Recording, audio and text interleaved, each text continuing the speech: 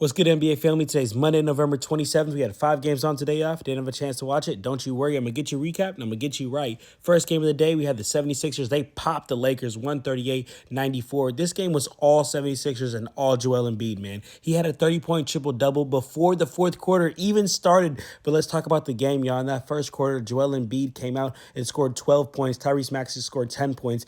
Just those two players, just the two stars of Joel Embiid and Tyrese Maxey combined for 22 points, more than the entire Lakers squad in that first quarter. Second quarter, I will give the Lakers and LeBron credit as they did try to put a run together. Reeves was hooping.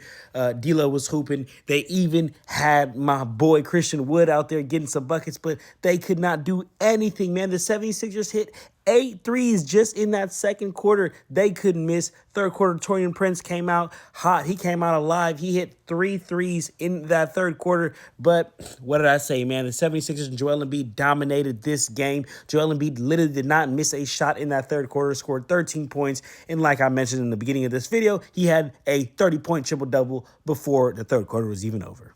Blazers beat Pacers 114-110 behind a big three performance. The Blazers' big three. DeAndre Ayton had 22 points and 13 rebounds. Malcolm Brogdon had 24 points, 7 assists. Jeremy Grant, he showed up. 34 points, 7 rebounds, 60% from the field, 100% from the three-point line. He went 3 of 3 from the three-point line, and that man took over in the fourth quarter. He had 17 of his 34 points in the fourth quarter. He kept going to that midi, kept going over Aaron Nesmith or Tyrese Maxey, Tyrese Halliburton to get a bucket every time. But for the Pacers, shout out Tyrese Halliburton, had 33 points, had 9 assists, but it's hard to win when you go 8 of 33 from the three-point line.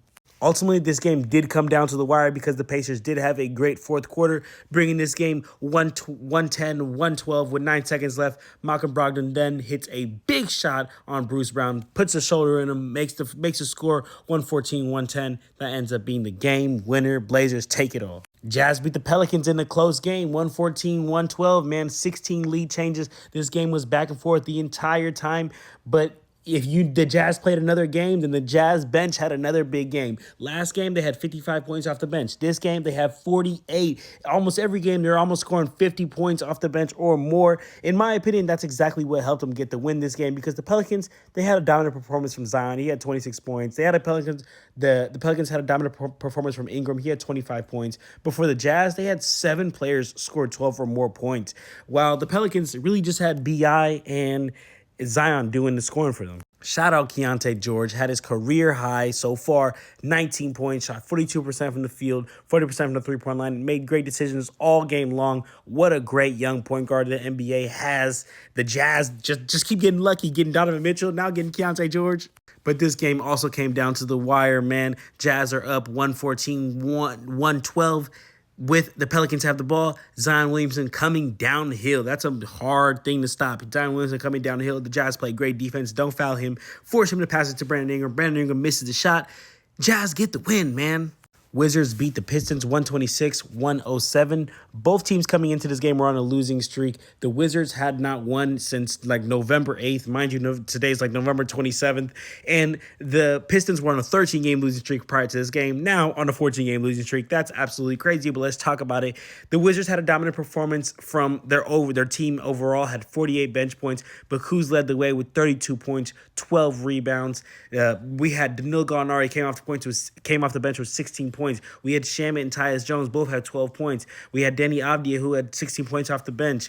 All starters for the Wizards had 12 points or more. And for the Pistons, you just can't say the same, man. Cade Cunningham was the only player who scored 20 points or more.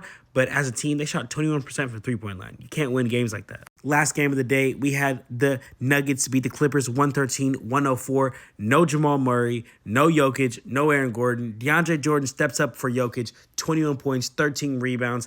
And then Jamal Murray, he was out. Reggie Jackson stepped up for him. 35 points, 13 assists, 75% from the field, 70% from the three-point line. In an absence of Aaron Gordon, Justin Holiday fills in those role player minutes, 12 points, 6 rebounds, 1 steal, 1 assist, 1 block, was doing everything out there. Next man up mentality. As far as the game, this was a great back and forth game, but at the end of the day, y'all, the Clippers lost this game in the fourth quarter. They had 7 of their 13 turnovers in that fourth quarter, and the Nuggets converted all those turnovers into buckets, man, and got the win. Shout out the Nuggets, man.